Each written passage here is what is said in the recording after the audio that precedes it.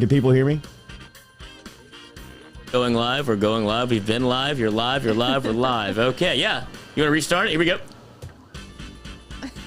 Welcome in to the Jordy Culotta Show live here on this Tuesday, presented by Go Chevrolet. Online, there we are. GEAUX Chevrolet.com. Lloyd Flustered. Rattled. Shook, bro. Rattled. As rattled as I've ever seen him be. It feels like he's back on Sports Shorts Radio with Ronnie Rance breathing down his neck. Yeah, except this time it feels like it might be my fault. When it was Ronnie, it was just Ronnie wasn't there. I was in my pocket. Yeah, Saturday 10 to 12. Why don't you open the show, do the first segment alone? It's like, I am not even paid to do that. Oh, wow, Lizzie, we do look purple. I know. We're getting there. Yeah. Just you do the show, I'll do this aspect. Yes. Nobody has to hear from me. It'll be great. You are not... you were like Chris Farley on Tommy Boy. His hair. He was like ripping his hair out. It's all standing up. You are not on psychedelics this morning as you watch the Jordy Culotta Show. That is a purple haze that is over your screen. Compliments of Lloyd Courtney, who was dropped off by his mom again here this morning. When you swing through and you work late and you got to wake up early, sometimes it doesn't all come together. Bro, it's all good. It's all good. It is all good. We're going to talk to Quency Wiggins in about an hour and a half. 8:30 this morning. Big five-star defensive end is going to stop by here. We'll ask about his summer. Last time he was here, he was blowing up. He was kind of starting the launch of his recruitment and blowing up around the country. But since then, he's been to the five-star camp in Houston. He's been all over the SEC. He's made official visits. He's made unofficial visits. He's been in Baton Rouge. You heard Jacoby Matthews say last week he was on the top of the board of guys that they were trying to recruit into the class of 2022 for LSU. So lots to get to. Quency Wiggins will be here at 8:30. Brody Miller will be talking to LSU Football at 8 a.m. Always appreciate our conversations with Miller, as he's always got great insight. We'll talk to him about one of his latest piece up at The Athletic, talking about who's going to be next to replace Cam. Will it be Cam Wire, who replaces Dare Rosenthal? He's the duct tape of that O-line. If anyone ever gets hurt, just put Cam Wire in there. He's the utility guy. And what's that mean for the shakeup? If Wire's going to be your starting left tackle, who becomes your utility guy? Who becomes the next guy up? Versus just Brody Miller, a lot about that coming up at 8 a.m. this morning. 7:30, Hunt Palmer will be here as he is every Tuesday morning. Remember, daily here on the Jordy Culotta Show, our coffee is presented by Majestic Coffee, the coffee that you can find here locally, delicioussips.com. We are down to our last water, our last 5-gallon drum from True Blue Water. So we will be getting a visit from the crew here. We need to get them the security code to get through the UDL. Past the dogs. As past the moat, past the dogs.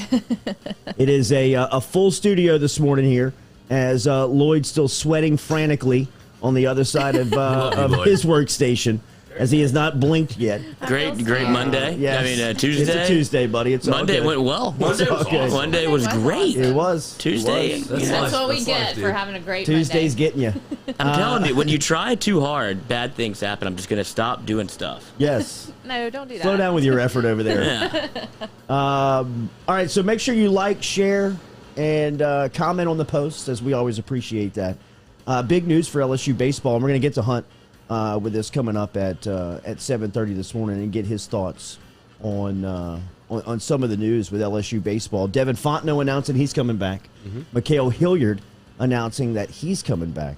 Landon Marceau last night drafted by the Los Angeles Angels, which looks like he'll be moving on. He was a third-round selection last night by the Los Angeles Angels. Wow. You told me that last year. That would be crazy if Marceau went third round. What do you think? As a steal? Good value, or you think that Great was a value. I mean, well, with Hill getting hurt, when he stepped up into that role, what he did in Oregon, that will forever be immortalized to me. The Madison Bumgarner. Yeah.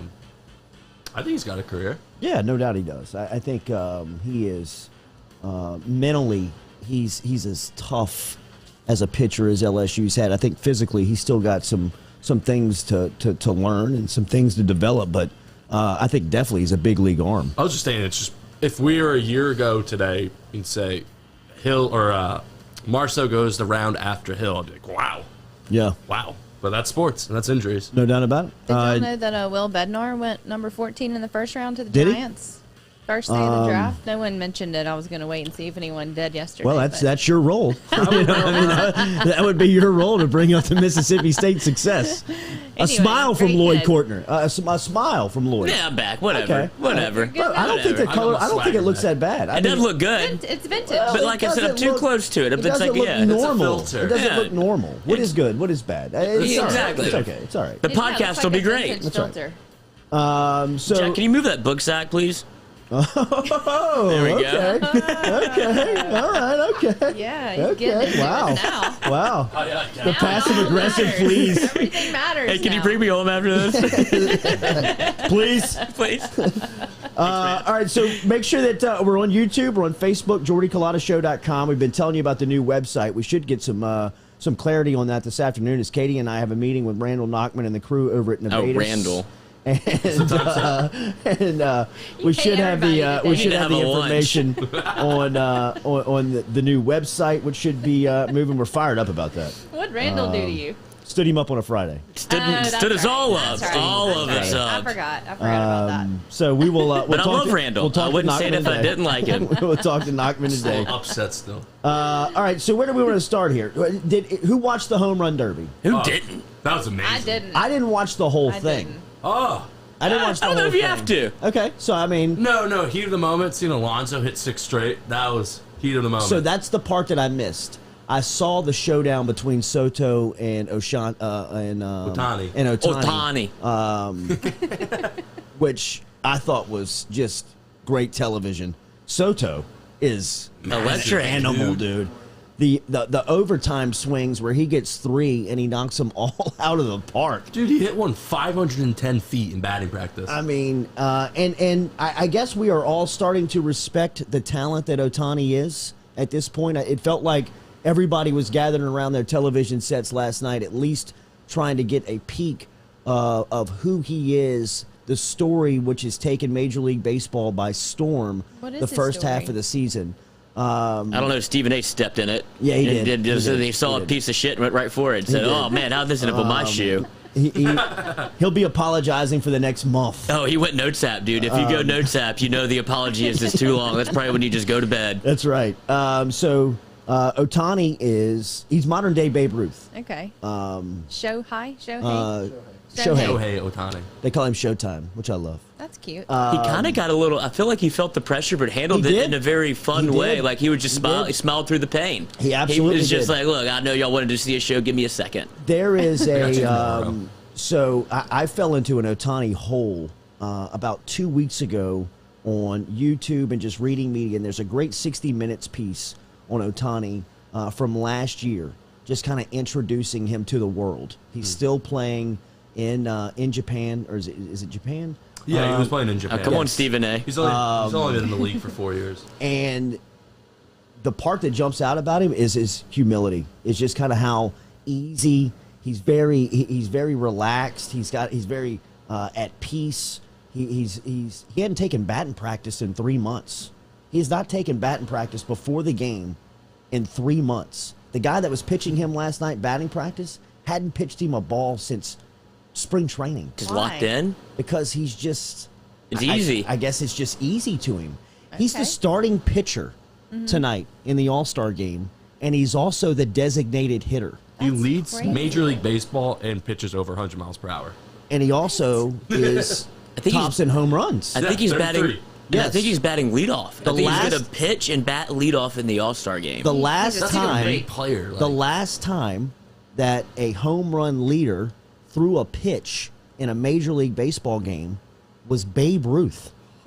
Was Babe Ruth. Really? The last time that anything that he is doing has been accomplished in that sport was done by the biggest name in sports. Maybe, yeah. Arguably one of the In biggest baseball, name yeah. in the biggest name of sports. I mean, you put Babe Ruth up there with Michael Jordan and Yeah. Muhammad Ali. Yeah, the Mount Rushmore for sure. Just an absolute, that a legend of the game. Like one that you can't mention baseball without mentioning Babe Ruth, and now you got Shohei Ohtani out there. And what Ohtani Okay, there you go. is accomplishing is at a greater he's doing it at a greater pace than Ruth did because he's a better pitcher. I feel like the sport's a little bit harder now than it was yeah. when old Babe was out there. So I got to give Shohei a little credit here. I mean, the Babe's great. I don't want to slander the name of baseball, but it feels like, I don't know what kind of sport they were playing. It feels like what I do on like a Sunday. Like we're just kind of out here jogging around, eating a dog. He throws over 100 miles an hour. He's leading the league in home runs. When he hits the baseball, it has this Josh Hamilton type, You're like, it sound to it. I mean, it almost has like a piece of lumber being chopped it's in like a wood yard. Dylan Cruz hit batting practice in college. It just stands out. And he is enormous.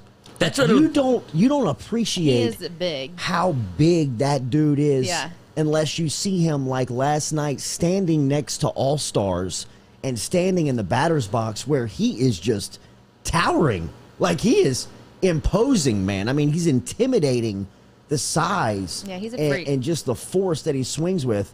I don't know if we appreciate. I don't know if we know what we're watching. I'm sure that there is a demographic out there that definitely understands just how incredible it is every single day to watch him play baseball. But I think the world, or at least North America, got introduced to him in a much more. It just felt like it was a little bit deeper. Like a last coming night. out party a Yes, little bit. I mean, like we've heard about him on surface last night, but just to see him, and then tonight he'll start the game as the pitcher, and then after he pitches his 1 or 2 innings of action tonight, he'll go to the DH role. I mean, like Hopefully go yard. which he probably will.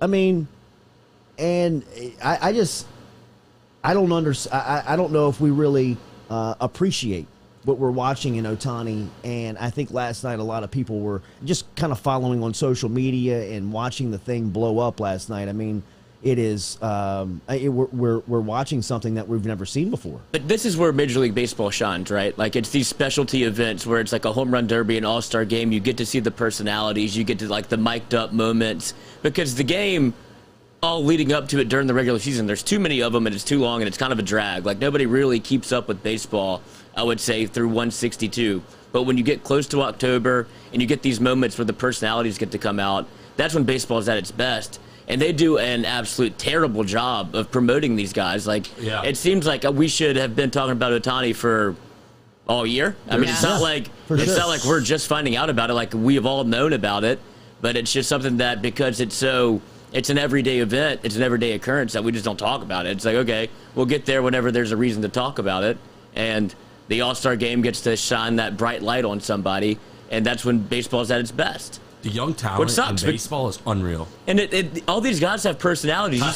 You saw Tatis, Pete Alonso last night, like head bumping to Mobb Deep and listening to Nas. Yeah. Like he's white as they can be, but he was loving Mobb Deep and Nas, and it's like, all right, everybody liked it. It's like it's baseball set up to be on the stage where it should be more polarizing than it is, but it's just so bad. I don't know how you break through. Well, I think a great example of how bad of marketing team they are is that in a weekend filled with sports that you can sit down as a marketing department and you can look at the calendar and see, hey, look, on this particular weekend, the Wimbledon finals, both men and women, are going to be happening. The Euro finals and semis are going to be happening. The NBA finals is going to be in the teeth of a 7-game series. The Pro-Am is going to be happening in golf, which is going to bring together a lot of celebrities and entertainers to Lake Tahoe, where everybody's going to be focused on. Let's not have our draft that weekend.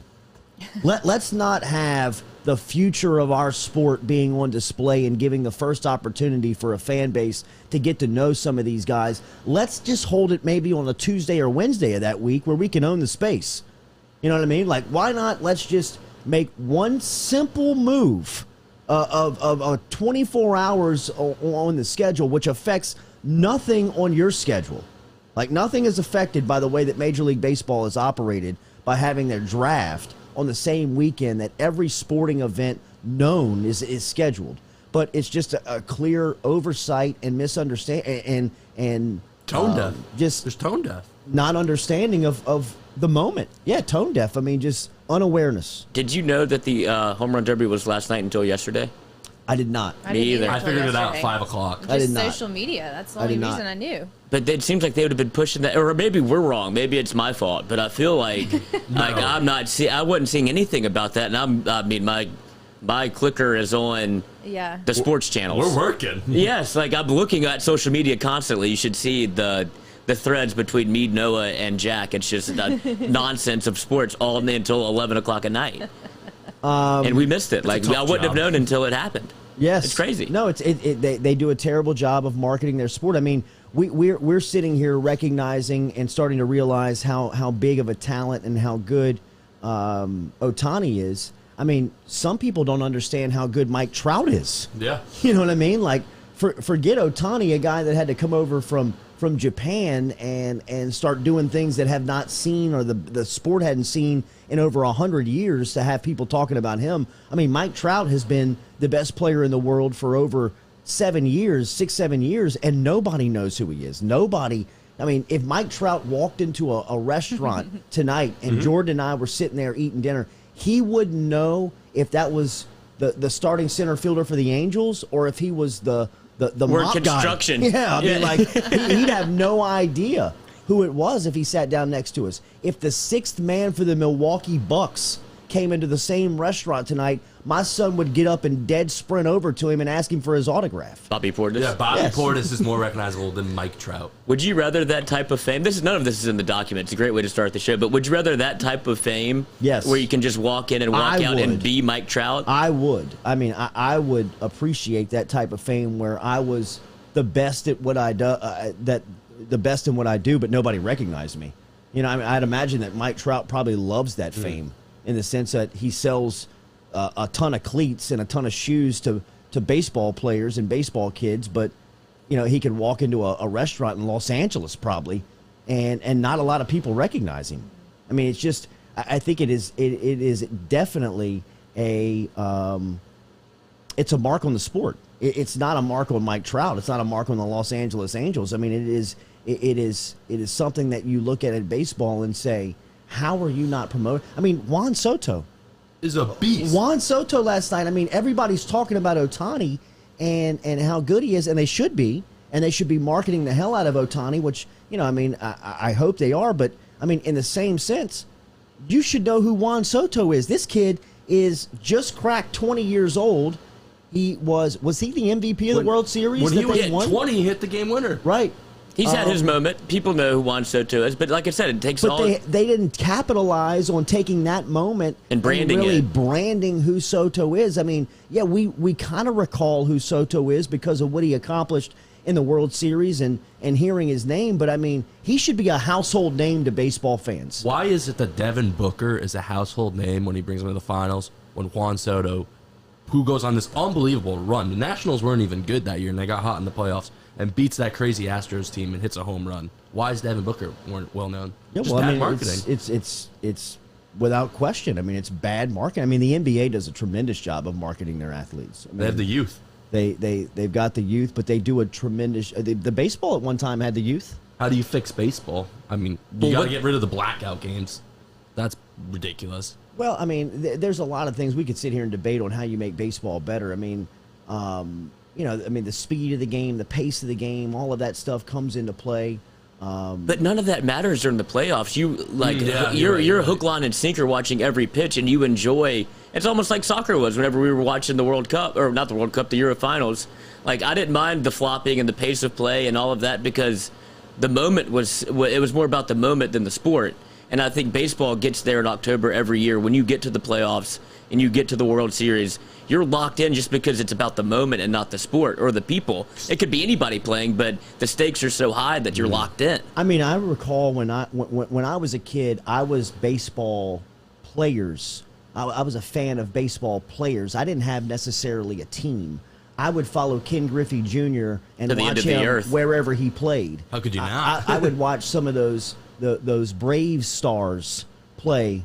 You know, wherever they were, I would watch those teams. The only reason why I had any type of affiliation with the Braves or the Cubs is because they would play those games on TBS and WGN when we were growing up.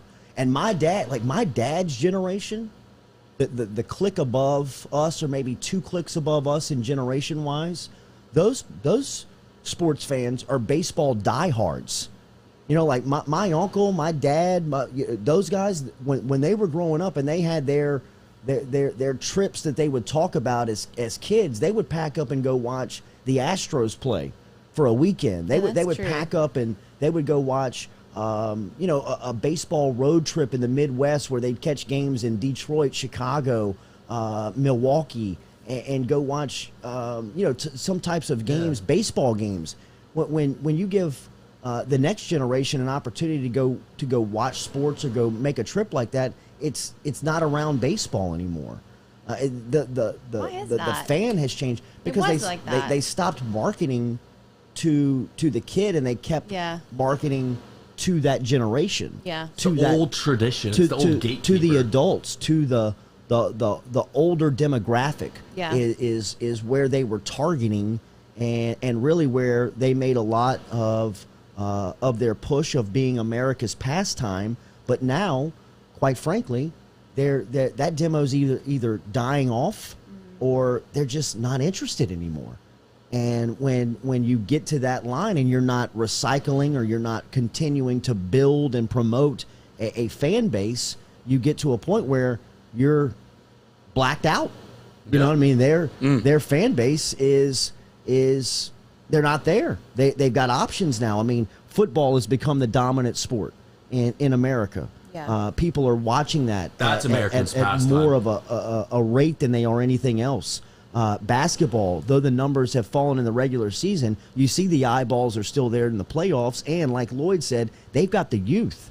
They've got the youngsters.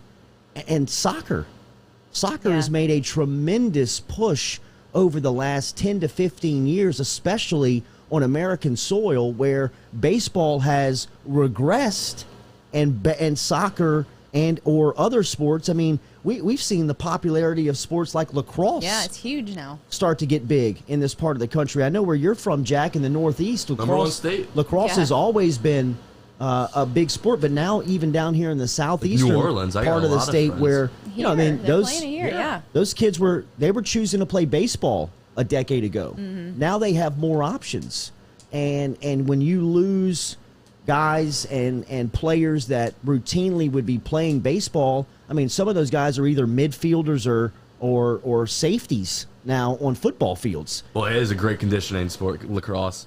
It's probably like the best conditioning sport. It's like soccer. Yeah. Never stop running. It's just more physical. Yeah. Those baseball players when we were younger were like celebrities, and they're not like Yes. that anymore. Just like you said, you wouldn't recognize them walking into the room, but then you would. I wore a Kirby Puckett jersey like almost Puckett. every day of my 8th grade I year. had a bobblehead of him. Think about it. He When we unloved were him. growing up, each market, each team had a superstar. Yeah, Minnesota had Kirby Puckett. yeah.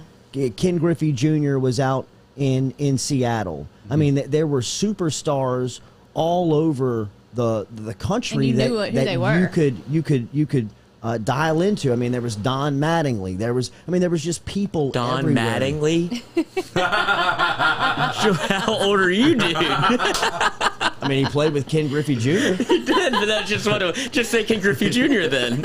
I mean, I'm just telling you. It just gives you an idea of how old the sport is, bro. You know what I mean? I mean, Speaking of old people in baseball, dude, how much pressure was on these guys that were throwing BP last night? That's the only thing I could think about. Who was it for? God, who won it? The old Alonzo. Alonzo.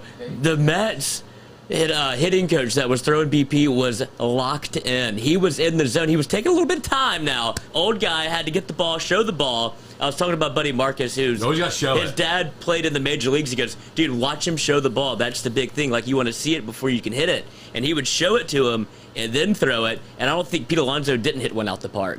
Like, it was He was unbelievable. like satellite bombs, dude. I And mean, it- they were dropping out of Constantly space. 500. Like when you got to the finals, he had like the 1 minute round, and he had to hit six. He hit six in a row, and it was just Yeah. like all of these are leaving the yard. One thing that we doesn't get discussed on probably how difficult it is the timing of how fast you're back in the box and swinging a baseball bat. I mean, that is like, bro, that is an energy killer. So good entertainment last night. Let's get to Hunt. Daily, we're brought to you. Want to welcome aboard GoFlow IV Spa. They are located over here on Jefferson Highway. Katie and I were over there yesterday, And we got the Myers cocktail, which is an overall health and wellness. Helps you out with migraine relief. Also gives you a little B12 and vitamin C that you can stop in, get the IV for. They are offering memberships over there at GoFlow. Same shopping center as, what is that, Eliza, the restaurant over there on Jefferson Highway. Stop in and see them. It's like actually right across the street from A-Bear Specialty Meats. It is. So if you're moving down Jefferson Highway, stop in and see them at GoFlow IV Spa. They're all over the place. They're on Instagram. They're on Facebook. The address is 7970 Jefferson Highway if you want to stop in and see them. But they offer great packages. They offer memberships. Katie and I we got a shot yesterday. We got an IV yesterday. It's so weird that none of us got invited to this. Unbelievable. It is so weird. We didn't know the party it was going to turn into. I didn't know I was going to get hooked up when I went in there, honestly. But you get in a recliner and they needle you up. I mean, we just did some business. We did an IV. We did an IV for my buddy's wedding, and you should have seen us. We were all like hooked up to a gurney, rolling around before 2 hours before this wedding. We weren't even dressed yet, but it really does change. It'll change your life. We got it the day of the wedding reception. No big deal. Woke up the next morning, didn't feel a thing. Felt great. Yeah, bro. I mean, it's like it's a game changer. I don't think people realize. If you're not, a lot of people DM'd me out. They're like, "Is this a real deal?" I'm like, "I promise you, it is. It's worth it. Go do it. It's worth it. It is worth it." Culotta shows juicing right now. Yes. Hold tight. All right, let's welcome in Hunt Palmer to the conversation here. Hunt, good morning. How are you? Doing good. Good morning. Hunt, do you watch the Home Run Derby? I did watch the Home Run Derby. You like it? Fan? What was your takeaway from it? Yeah, I like it. I think it's better than the 10 outs that they used to do when we were growing up. I think that the match play format of it, one-on-one, always brings you're always, every swing is looking at something as opposed to, all right, are you still in the top 5? Are you still in the top 7? What do you? I mean, it creates a head-to-head competition, and I'm just so impressed by the ease with those guys can just pump it out there 425. We realized they were getting a little help last night from Coors, but yeah, I mean, they've pretty much done all they can do with the dunk competition, and this is still, it creates immediate competition. So I think it's probably a better watch. I enjoy it. You are a baseball fan. You love the sport. What do you make of Shohei Ohtani? I mean, it's beyond description. I mean, I can't pretend like I'm watching a lot of Angels baseball. But I mean, just statistically, and then the highlights that you see, it's potentially the most talented player who's ever played. I mean, I don't think that's hyperbole. I mean, you're talking a guy who's literally leading the major leagues in home runs and is one of the better pitchers in the league. It's not something we have ever seen anybody in this generation. I mean, I know Babe Ruth is the comp that gets thrown out there. But, that was not a very high-quality level of baseball. And this is the highest quality, the hardest velocity that we've ever seen, the best pitching we've ever seen. And he's dominating. It's not being talked about enough, but it's remarkable. We talk about LSU guys, and we talk about LeMahieu, we talk about Bregman, and we talk about Nola and these guys that have been headliners for Palmer. But one of the guys that has been under the radar here for the first part of this MLB season is Kevin Gausman, who's pitching at his best rate now that he's been in the pros and him being out in San Francisco, an all-star this year. What have you made of Gausman's season? Found a new pitch, and he's throwing a splitter, and it's devastating. I mean, he's always had the mid to high 90s fastball, but that you've got to have something else. And even when he was at LSU, the breaking ball wasn't great. It's tough to grow up spinning a breaking ball in Colorado. A lot of guys from that area don't throw great breaking balls because of the air up there. It's a little tougher. But he found a splitter, and it took him a while. He didn't really find it in Baltimore. It wasn't great in Atlanta. He jumped around, but he's found a spot there in San Francisco, and that splitter's been the entire difference maker. So it's great to see him throwing it the way he has. Think about the sweat we put into yesterday in the draft, and he was one of those guys that was right there in that mix, and he fell to the 6th round, and they couldn't meet his number, and he came to Baton Rouge for 2 years, and he's obviously going to make a ton more money here over the next 4 or 5 years because of the way he's throwing the ball right now. Before we get to the guys that are coming back and some of your thoughts of the staff additions, Landon Marceau goes in the third round last night to Los Angeles, and 2 nights ago, Jaden Hill is selected by the Colorado Rockies in the second round. What do you think of those two choices?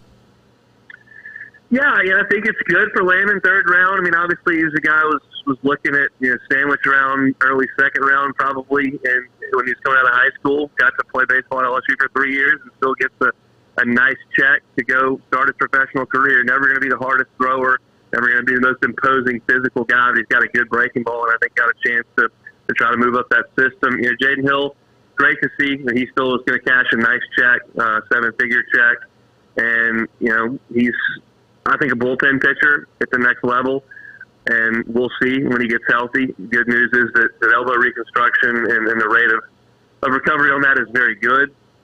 So you hope that he's able to get into the Colorado system and deal with their doctors and their staff, and then hopefully find a way to move up the ranks. And you throw 97 with a good slider, that's a good place to start. So hopefully that comes back sooner rather than later. What do you make of Dan Fitzgerald? He was hired as the assistant coach and recruiting coordinator. He's been brought on since the last time we spoke. He spent the same role at Dallas Baptist for the last 9 seasons. What do you make of the addition to Jay Johnson's staff? He's helped put talented rosters on the field at a place with almost no resources. I mean, Dallas is a nice place to start. A lot of good high school baseball players around there in East Texas, but it's Dallas Baptist University. Their recruiting budget's not very big. The facilities aren't great. The tradition's non-existent, and they've been relevant for a long time now. It's not just one team that popped up and hosted a regional. They've shown up in June just about every year. So I think that it's a guy with a little bit of youth, a guy who's been around this part of the country, a guy who's been putting together solid teams. And the most important thing for me with college baseball program is identifying talent and managing the scholarships to be sure that your team is talented enough. Over the course of 56 games, that will bear itself out. And obviously that's why Fitzgerald is being brought in, because his best attribute is identifying talent, recruiting it, and putting a roster together. So he'll help Coach Johnson do that, I hope. Over the last 24 hours, LSU's getting good news, and it looks like this roster is starting to firm up. Mikhail Hilliard and Devin Fontenot announcing that they will be returning to Baton Rouge. What does that mean with those guys sticking around? Well, you needed that because it was a tough hour from the draft in terms of the signing class. So the good news is you got some guys back on the other end. Fontenot clearly has great stuff and has a lot of experience. I believe they will try to stretch him out and see if he can't help him as a starter on the weekend. Doesn't mean he can or he can't. And if you need to move him back into the role where the first time you've got a lead in the 7th inning, he's coming in for 3 innings on a weekend, that's not the worst thing in the world to have either. So I'm thrilled about that. Now, Hilliard found something there at the end and has told Paul Maneri, and I'm sure will tell Jay Johnson, that, hey, I'm most comfortable starting. And because you lost, some of your weekend rotation yesterday, and we'll see what A.J. Levis' future holds today, you may be looking to plug some holes there, especially early in the season, if some of these newcomers need to get their feet on the ground in college baseball and aren't ready to start from day one. Hilliard's certainly a guy you can toss out there in non-conference to start games and feel pretty good about it. And I think that he proved down the stretch in some of his freshman year that he may be able to eat up some innings at the back half of a starting rotation too. I don't necessarily believe Mikhail Hilliard is the ace of a championship-type team, but I certainly think he can be a vital piece to a pitching staff, and it's just a matter of where that is. So, yeah, those two guys coming back is a big deal. Do you see any opportunity for Devin Fontenot to come in and be a starter, almost like a Zach Hess when he came in and was a dominant closer, but then wanted the opportunity to be able to start a game and kind of boost his draft stock? Yeah, same thing with Jaden Hill, and yeah, I think they'll give him that opportunity. They'll stretch him out and give him an opportunity. Whether he can do it or not remains to be seen. And obviously, everyone's going to bring up the Florida State game in the Super a couple of years ago, where he stretched out to 6 innings and was great. So that's the one that everybody will point to, kind of like Javonte Smart with the Tennessee game. You'll point straight to that. If, Caleb Gilbert, look at the Oregon State game coming back, he'll do that. One game doesn't mean you can do something; it just means it happened once. But I think that there's reason to believe that Devin Fontenot can give you 5, 6, 7 innings over the course of the season. He'll be given the chance. We'll see if he can capitalize on it. How affected were they with the draft class and with the recruiting class and the draft? It was a bit of a rough go for about 45-minute stretch there. And you lost. Obviously, you figured that you were going to lose Ben Caderna. That was the biggest piece to the signing class, and that was one that you didn't really think you were going to get. He went early on day 2, and that's a guy that LSU really was not going to get, a 97-mile-an-hour, big-framed right-hander. He was going to sign. But the rest of the class, he thought he had a chance, and it started to fall apart there. Brock Selvage, left-hander from Arizona, who obviously Jay Johnson had a relationship with, being he's a high schooler in his state. He's a lefty that throws low, mid-90s with a really good breaking ball. He got selected, so that was a guy who absolutely had weekend potential. He'll move on. Then, obviously, catcher's a spot where they're trying to infuse some talent. They went and got McManus as a transfer from Stanford, but you had 2 good catchers in this class, and Jensen and Moeller. Figured they were rounds 3 to 5 guys, and boom, boom, they both came off the board within 30 picks of each other, and they'll be signing. So you lost your 2 A catchers in this class at a position that you really were trying to pump some life into. So that hurts. But you still got Cale Lansville, who I think is the next best arm in this class that is going to show up. He's got a tremendous breaking ball. Also a Colorado kid, which goes against what I said a little bit earlier, but he throws a great breaking ball and a low 90s heater. That's a guy who they'll look to potentially to be a weekend guy at some point, whether that's in his first year, we hope, or somewhere down the line. But yeah, losing those 2 catchers and then Selvage and Caderna, who were the 2 best arms out of high school in the class, was a gut punch. But everybody, it happens to everybody. If you looked at the first night, Vanderbilt and Florida had guys flying off the shelves in the first round. So it just means you're targeting good players. You just gotta get enough of them. What do you think of this lineup, just kind of when you throw it against the wall in July and think about what next season could look like with the addition of a guy like Barry and McManus into the lineup? Should be better and deeper than it was. I mean, you had some serious problems down towards the bottom half of that lineup and some struggles with consistency early. They didn't really find their stride until later in the season. So, yeah, I mean, I would start with Morgan at the top. I would hit Cruz second. I would hit Barry right behind them. Obviously, a name we haven't talked about, Gavin Dugas, has not been selected. My sincere hope is that he'll come back and play another year at LSU. He would plug right in there behind Barry. I think Doty would be right in there, and then you're probably talking about McMahon. That's a good start, and then you got to find a couple guys to play on the infield. Whether George Thompson's still that guy, I have no reason to believe that he can't do it. Jack Merrifield is an elite defensive infielder. Was a defensive player of the year in junior college over at Eunice and hit well over 350. So that's potentially a guy that you could plug in there. They'll have some options. I think that it should be a deep lineup. The question is more likely going to be the pitching staff, specifically the front end of it.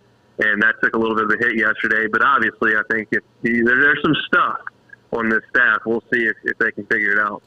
I got Derek Stingley Jr., Austin Deculus, and Cade York as the 3 going with Ogeron to SEC Media Day. I believe they announced that tomorrow.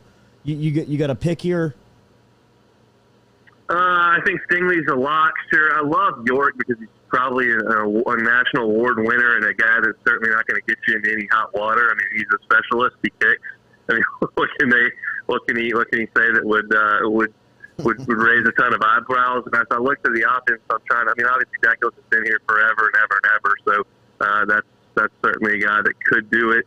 I obviously don't think they send a quarterback with that position being in limbo the way that it is. You don't want to open up that can of worms. I mean, look, the point of media days is go up there, sit in a chair for 3 hours, and don't say anything. Yeah. That's the point of media days. So if they start asking you about what restaurants are good, fire away. They ask you anything about Alabama, just shut your mouth.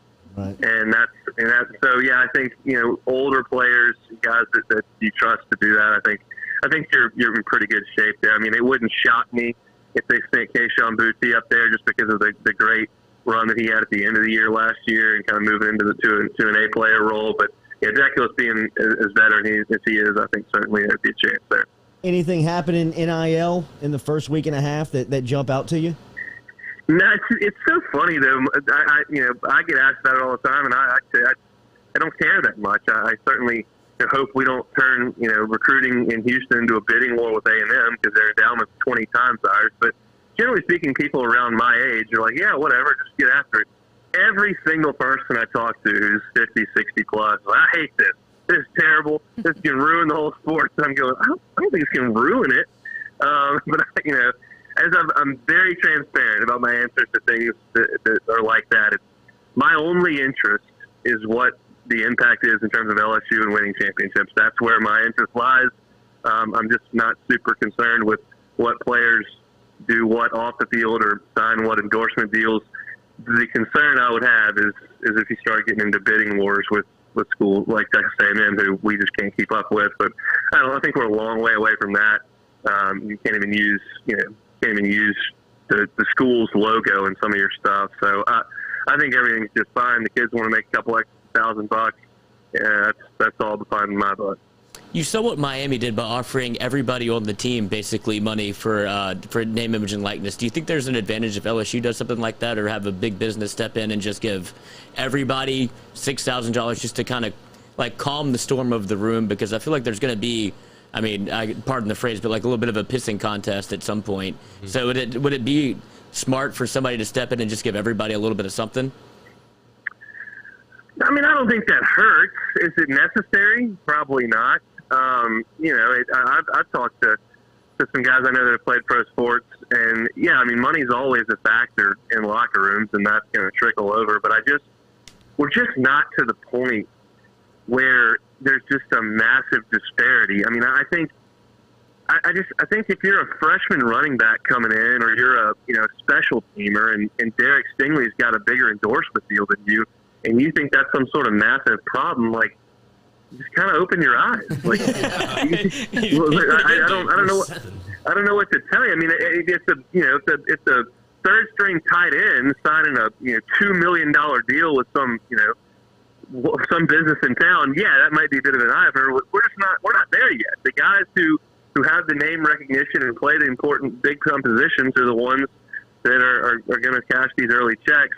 So it's just something that, as a coach, it's another thing you're going to have to work with and communicate through. And that's just going to be part of it. Orgeron's going to have to talk to his locker room and say, hey, this is part of it. And, it's a good thing that you can earn some money here while you're playing football for LSU. But not everybody's going to earn the same. If you got a problem with something or something rubs you the wrong way, come talk to me about it. And it's something you never had to worry about at a certain point. Now you do. It's another part of the job. I was watching the South Carolina highlights last night, and I saw that Trey Palmer punt return. Is this the year Trey Palmer can finally turn into something? I've been saying it for 2 years. Just put the kid in space and make a move. Do you think this is the year? Well, it has to be on kickoffs. Unless they take Stingley off of punts, which sometimes we've seen as guys move up in class and their role on defense or offense becomes more important. They come off that spot. I would love Trey Palmer in space. He's busted 2 of them in 3 years. Speed runs in our family, and it's we're known to really be able to pick him up and put him down. So it would be good. Who do you like in the Open this weekend? Oh man, I think Rahm is going to win, but we've got a little fantasy golf year-long thing. We're trying to make a splash, and I'm trying to convince my guys that Kevin Kistner's the pick. St. George's has produced 2 random winners in its 2 times there. He's playing really good. But I think if you don't pick John Rahm, you're probably trying to be the smartest guy in the room. He's hitting better than anybody in the world right now. Fleetwood and Oosthuizen. You really trust Louis? He finishes third every major. He never wins. He hits it so good, though. I know, but all right. And if you want to go Kisner top 20, is an absolute lock of a bet. He never finishes lower than top 20. He's just a guy. I love Kiz. He makes everything he looks at and he hits it straight. It's a short course. He won't care about the weather. He's the man. He said one of the great quotes in golf history. He said, "Let me ride in a cart and drink beer. I'd be third in the world." Hunt, have a great week. We'll talk to you next Tuesday. All right, guys. See you. Hunt Palmer checking in from the LSU Sports Radio Network. We will reset and get you set up for a conversation with Brody Miller coming up here at 8 a.m. We'll also talk to Quency Wiggins, 5-star defensive end from Madison Prep. Will stop by at 8:30 this morning. NBA Finals tonight, Game 4. Ooh. We'll talk a little bit about that before we get out of here at 9 o'clock this morning. Lots to get to. Stick around. Jordy Culotta Show, driven and powered every day by Go Chevrolet. Are you self-employed? Then you need to learn about Angel Oak's Home Loans Bank Statement program that they're offering, which makes you eligible as a self-employed borrower to purchase or refinance a home without requiring a tax return. If you want to learn more, get in touch with me. Email me, Jordy at jordyculotta.com, to learn about the bank statement loan program offered by Angel Oak. Jordy at jordyculotta.com to learn more. Are you self-employed? Then you need to learn about Angel Oak's Home Loans Bank Statement program that they're offering, which makes you eligible as a self-employed borrower to purchase or refinance a home without requiring a tax return. If you want to learn more, get in touch with me. Email me, Jordy at jordyculotta.com, to learn about the bank statement loan program offered by Angel Oak. Jordy at jordyculotta.com to learn more.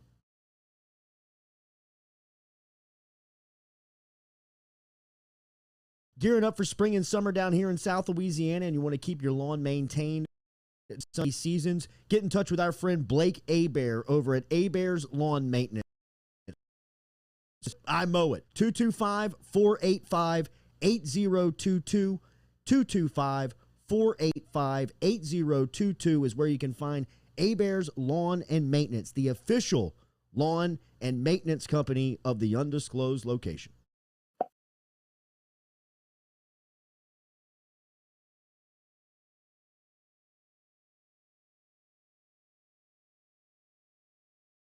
Gearing up for spring and summer down here in South Louisiana, and you want to keep your lawn maintained during these sunny seasons, get in touch with our friend Blake Abear over at Abear's Lawn Maintenance, where he says, you grow it, I mow it. 225-485-8022.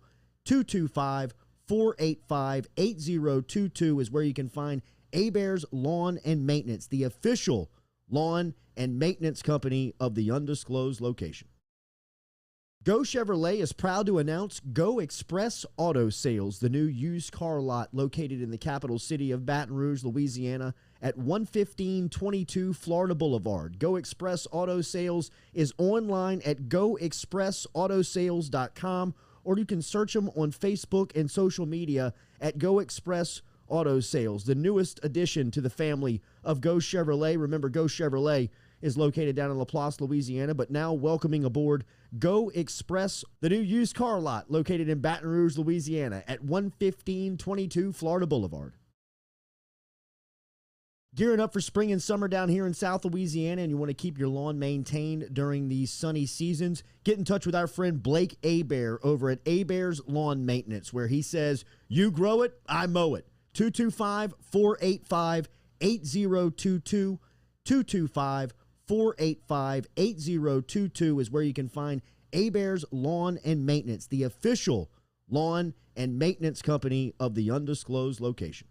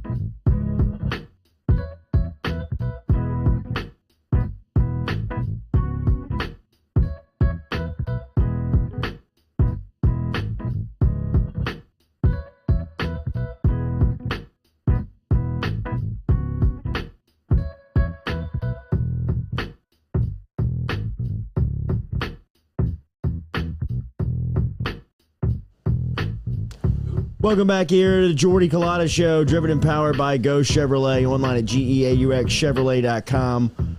Good stuff from Hunt Palmer. Talking LSU baseball. Tigers got some good news over the last 24 hours. Hunt had a great joke. He must have been over at... I know, that's what I was thinking. Think you went over to the IV spot? I don't know, that was pretty witty. That's what it was. Go Flow? Go Flow. Go Flow IV spot. Jordy has a little pep in his step. I love it. I know. It's from the shot from the IV yesterday. Jealous. Stop in and see our guy. Jealous. I'm jealous. What's in I'm that jealous. shot? Adam Miller and all Team legal. USA. Did you see this? Game came down to, it was a close one yesterday, 83-81 as they, who'd they beat yesterday? They beat France? Yeah, Yes. they beat France in the U19 World Cup Championship. Adam Miller had a tremendous tournament. Miller, who transferred over to LSU after a freshman season at Illinois, yesterday played 22 minutes in the championship game, hit 4 field goals, all 4 of his free throw attempts as he got to the line 4 times, finished with 12 points, 4 boards, 2 assists, and 3 steals. Miller, Pack the PMAC. it's a nice stat line for a championship win for Team USA, 83-81, as Miller and Team USA get gold. So it'll be interesting. Looking forward to watching this LSU basketball team play. Obviously, Adam Miller, one of the headline guys in his summer, very successful as they win the championship yesterday. Not so much for the national team, for Team USA, as the pros fall again here, 91-83 from the early days of the Dream Team. What's going on with them? 1992 up until these previous 2 losses here. Team USA had lost 2 games. So since the Dream Team has started 1992, they lost 2 games. Seriously? That's it? Now this team has lost as many games as the entire organization in one exhibition season as the entire Team USA squad had lost in over 25 years. Do you call them the troops right now? Hey, Steph, what you doing? It's still exhibition season, so they're the panic is not on high alert yet. But I thought that the alarm started to sound last night when Greg Popovich started to try and find some wins within the loss. Like he was talking about some positive stretches of their defense. Positive? And You how they lost were to playing. Australia. Yeah, bro, it was like, Pop, are you trying to find a moral victory in a Team USA loss to Australia? Joe Which, by the Ingles. way, Pop's act of the way that he treats people and the way that he talks to people is so tired, So played and out. so old, and so just get out of here, old man. Like, Wait, get, who? Greg Popovich. The way that he talks to people, the way that he like last night, he's got an exchange with a media member where it's so where he wants to be degrading and he wants to talk down, and it's just like, yo, man, look, your squad just got beaten back-to-back nights by teams that you were double-digit favorites over. We told you that they were 28-point favorites over Nigeria. They were 13-point favorites over Australia, and they get beat last night. And again, they don't get beat; they get bludgeoned. I mean, 91-83. It wasn't that close. I mean, defensively, they're lost. They're broken down. Offensively, it's a bunch of me ball, and they're going into this tournament as the favorite. But right now, I would say that it would be an upset if they were to win gold. I mean, just by the way that the chemistry is built. Are they the best team in the world? Probably, from a talent standpoint. Yeah. But the way that they play, the way that they just the way that they feel. I watched them for a little bit last night, and they don't feel right. It's like they don't care that much. Well, they But don't why is care. I guess because you're just getting out of the NBA season. Yeah. And a lot of these guys are tired, and you've played extended minutes and you've played a lot of basketball, but what you're signing up for when you play for the Olympics. You know what you're signing up for when you extend the season and playing into Team USA. So Not good, man. I feel like we're kind of reaching here a little bit. Oh, you It's do? Team USA basketball. Once Really? it gets into group play, and once Really? we get You this just thing turn it on. rolling. Did you watch Australia last night? I mean, they got pros No, on the floor. I agree. And then the one thing you have to worry about is the chemistry being better for other teams than it is for Team USA, because from what I've seen, Team USA thinks they can roll the ball out and win. Yes, but and they that can't. has not been the case. But they cannot do that. Right, and so I think you kind of get a little galvanizing moment whenever they see the entire world absolutely shitting on them for 2 days in a row. I'd imagine when it gets to the Olympics, we're going to see a turned-up version of all of these guys. Okay. Maybe so. Maybe so. I mean, they're good. You tell me. I mean, No, I know they're Roster's good. awesome. I know Yeah. they're the good. roster's unbelievable. I know So they're I good. think it's just But like so is we're- Argentina's. So is Spain's. So is They don't have a Kevin Durant. They don't have Dame Dollar. They don't have Bradley Beal. I know, but neither does Nigeria. But that's what I'm saying. I think they're easing into this thing. We'll see. Do you want to see them lose? No, I do not. Hell Okay. I didn't know if you're like side-eyeing him. I didn't know if your spite for Pop had run so deep that because I saw the interview too. I maybe not like him a lot. Yeah. Like he's sitting at let me talk. Let Well, me it's so talk. disrespectful. It's so disrespectful. I mean, it's just come on, but we're all human beings here. yeah. But is he always like that? Yes, he's always like that. And So this is nothing And new. it's tired. Yeah. It's So tired. Just Just give Beckham the job. go, man. I agree. We'll talk about that. It looks like the Pelicans have a front runner here. Did I break that news to y'all yesterday, by the way? Did you? I think you did. I think so. I think I you did. Yeah. I think I did. Who's the name? It's Willie Green. Yeah, Willie Green, former New Orleans Hornet. Played for the Hornets back in the day. Young, 39 years old, on Monty Williams' bench. Seems like he is the leader right now for the. It would make sense because you would see that the Pelicans were waiting on the finals, or waiting for at least a team that was still alive to have their season over. Well, if it's not him, then Yes, they're in the big trouble. Pelicans are in They're big trouble. big trouble. He was at Golden State for a little bit. Yeah, he spent some time at Golden State. Katie, Hey, at y'all. her. It's Look like at I her. work on a sports show. or that's something. unbelievable. Bizarre. Excellent. Look at it. Hold one tight, buddy. 1 second. We're coming right to you. All right. Let's shift the conversation to a little LSU football. One of our favorites, Brody Miller, who covers the Tigers over at the Athletic. Remember, if you are looking for LSU information, if you're looking for news, get yourself a subscription over at the Athletic. You get insiders like Brody Miller that will be following LSU and give you great stories like some that we will touch on today, including potential replacements for Dare Rosenthal now that it's official that Rosenthal has transferred out of LSU and will be taking his next semester of classes over at the University of Kentucky, where LSU makes an October trip on their schedule. We welcome in Brody Miller to the conversation here. Good morning, man. How are you? I'm doing really well. How are you guys doing? Thanks for having me. Doing good. Let's start there with the Rosenthal news. Obviously, this is news that people have been aware about over a couple of weeks here.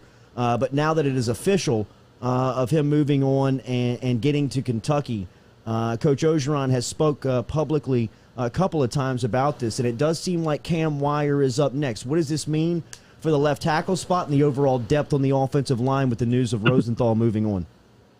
Yeah, it's funny because my views on the overall starting offensive line don't drastically shift. You know what I mean? Where, yeah, Dare Rosenthal is probably more talented in a vacuum than Cam Wire and things like that, and we all know his upside. But in reality, I mean, Cam Wire actually started more games in 2020 than Dare Rosenthal did, so it's not like they're missing that part. You know, if you want to get into the some of like the analytics stuff on offensive linemen, which I'm always skeptical about with offensive linemen, but still, like, their performances in terms of like missed run block percentage, stuff like that, pretty marginal. And Wire's a better run blocker, Rosenthal's better pass blocker, but it's kind of marginal, which is all to say, I feel like the starting offensive line has plenty of experience, all that. I don't think it's going to be a huge hit. I think the big thing, which obviously you're alluding to as well, I think, is the depth was already, I think, something that you and I talked about on the show all the time, that they probably going into this summer had, two backups they really trusted, right? Maybe one even. Now, after Wire becomes a starter, there's one, if any. Anthony Bradford's the guy who's really come along, and they love his talent.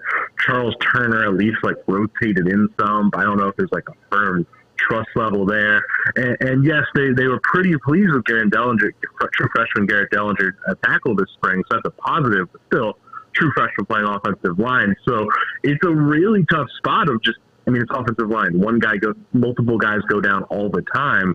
So now it's just kind of scary of if anyone, more than one guy goes down, what are LSU's options? And I think Ed Ogeron has said it himself. He's like, I don't know who the second tackle is right now. So I think they have some concerns there, but if you want to be optimistic, I think the starting line will be fine.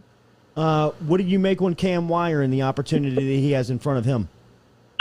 It's funny because Rosenthal and Wire were kind of paired together from the second they kind of both started playing tackle at LSU as freshmen. They were both 6'6" and 6'7" tackles who were pretty athletic and all this upside, but both really needed red shirts and were raw and all that. They were always paired together, and Rosenthal clearly kind of gained stock earlier and was more impressive and all those things. And yeah, I think if you ask me just to say Rosenthal's better, yeah, but I think there's still some of that same upside with Cam Wire. I still think he's a guy who's going to have a good LSU career, and he's got a few years left of eligibility. So in some ways, it's big for him to now be able to maybe be a guy for the next 2 years even. So yeah, I don't know if Cam Wire is going to be, a star that we thought Dare Rosenthal would be, but I think Cam Wire has plenty of talent and is definitely I think he's going to be fine. Let's put it that way. I think that Ogeron officially made a comment this morning during his regular weekly radio appearance where he's taken, it looks like Austin Deculus and Derek Stingley Jr. over to Hoover next week. I think that's official with those two guys. I don't know if a third name has surfaced. If not, I'd say Cade York, but do you have anybody that you believe he'll be taking there as that third head? Cade York would be a fantastic pick. And yeah, I got just my vibe, and this is me speculating. I got the sense maybe because of COVID and whatnot, teams are sticking to two, or I don't know though.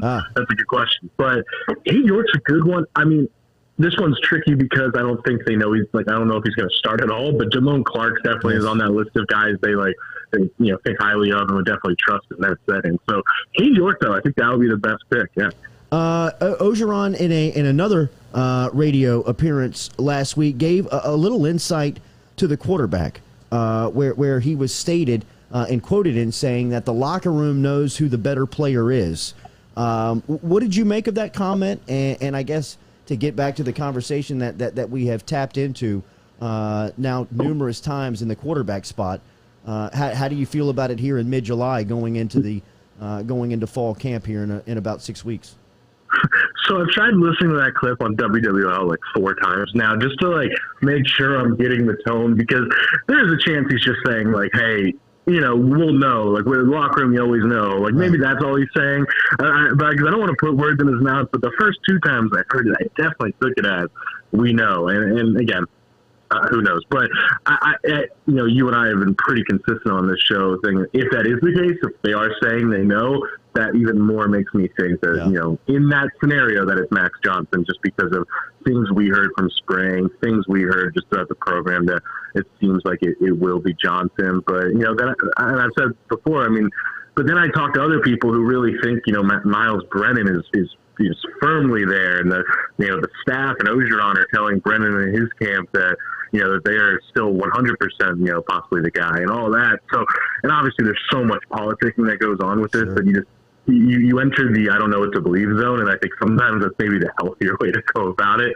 But yeah, to go back to that quote, I did kind of take it as, hey, maybe he's saying the locker room knows Johnson, and I hate to overread on some of this stuff too, but if you just kind of go on Instagram, if you do your social media sleuthing and you just kind of see how the other players are posting about Max Johnson, or how they're all hanging out all the time on Instagram stories and stuff like that, there does seem to be the way a Keyshawn Booty or someone like that is posting about Max Johnson. It just kind of makes you think I think they think he's the guy, but again, that's just Brody speculating, so let's not aggregate that to anybody. Sure, but no. In following your line of investigating, which I have taken really that tactic. Yeah, I've taken that tactic a couple of times. It is easy to feel that way. You get the feeling and the sense of, especially if a quote like that is out there, where the players know and the locker room knows. Well, if you're looking at their actions, it does look like 14.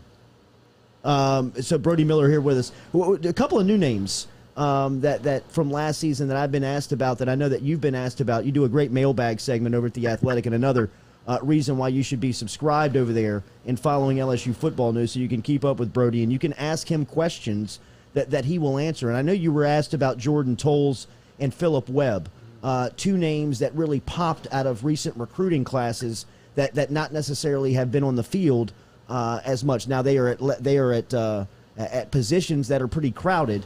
What do you see on Phillip Webb taking that next step, and then Jordan Tolles probably has a better opportunity just with the uncertainty at safety?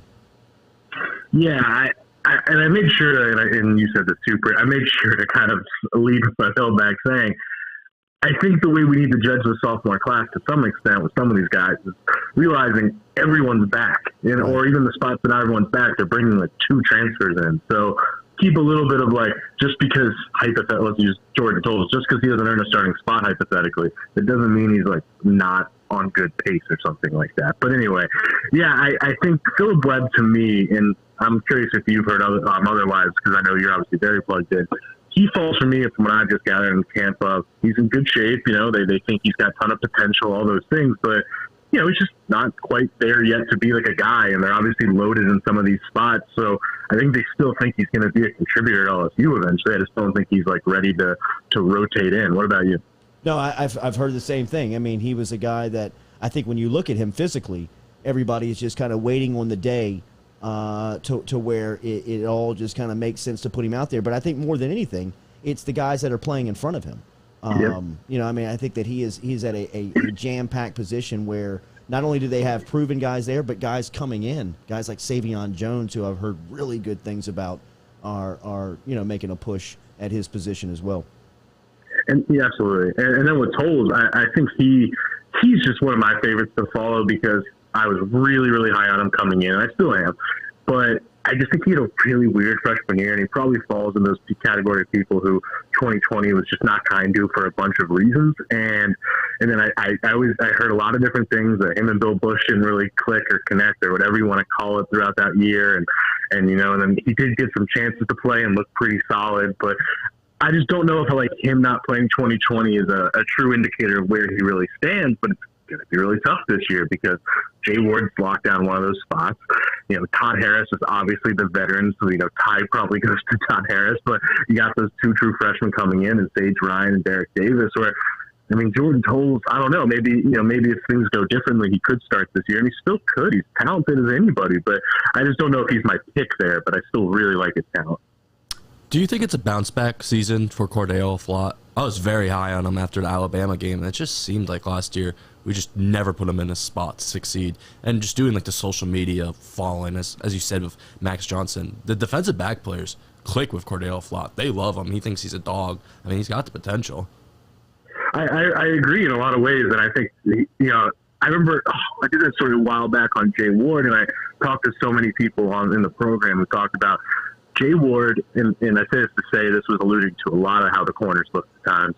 Jay Ward, honestly, I'm struggling. Consistently looked like the bad guy on a coverage bus or stuff like that because of issues with the safeties or issues with playing the scheme that just always made it look like the corner was getting looked when sometimes it just wasn't the case. And that was mainly focused on Ward, but I think it was true of Flott too. And I don't think Flott had a great year, so I don't want to sit there and say the scheme screwed him or something. But I do think, there's a way the other corners talk about him. I always go back to that fascinating line Dave Aranda told the broadcasters back in 2019 when they had Fulton, Stingley, all these guys. He's like, hey, if you ask me who our best coverage corner is right now, I think it's Cordell Flott. And that was 2 years ago. But I think they do think he's that kind of talent. They think he's that kind of coverage guy. And he does seem completely locked into having that starting nickel spot. So, I don't know if I have this. I always view Flott as a guy. I don't know if I have him in an upside category like they do some other guys where he could become some all-SEC guy. I never see him as that, but I see him as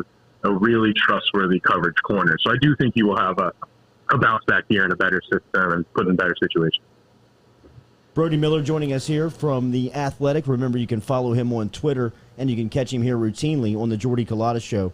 He's got a great podcast that you can check out as well. He's on Twitter at Brody A. Miller. Brody, I know that we have talked about this both on the air and off the air in LSU's drug policy. And it looks as if they were burned, no pun intended, again with Dare Rosenthal. Shortly after that, Sadiq Charles put out a tweet, and on the tweet he said, "Since nobody wants to say it, I will. If you smoke weed, don't go to LSU. It'll be blown out of proportion and used against you compared how a lot of other programs handle that. What did you make of that tweet? And I know we don't want to get into policy because the policy has been enacted and been there for over a decade. Like I said, in reacting to the Dare Rosenthal news, this is the same policy that threw Tyrann Mathieu out of school. So nobody really that follows the program and supports the program can really be surprised at where they are. But what did you see from that tweet when you saw Charles put that out there?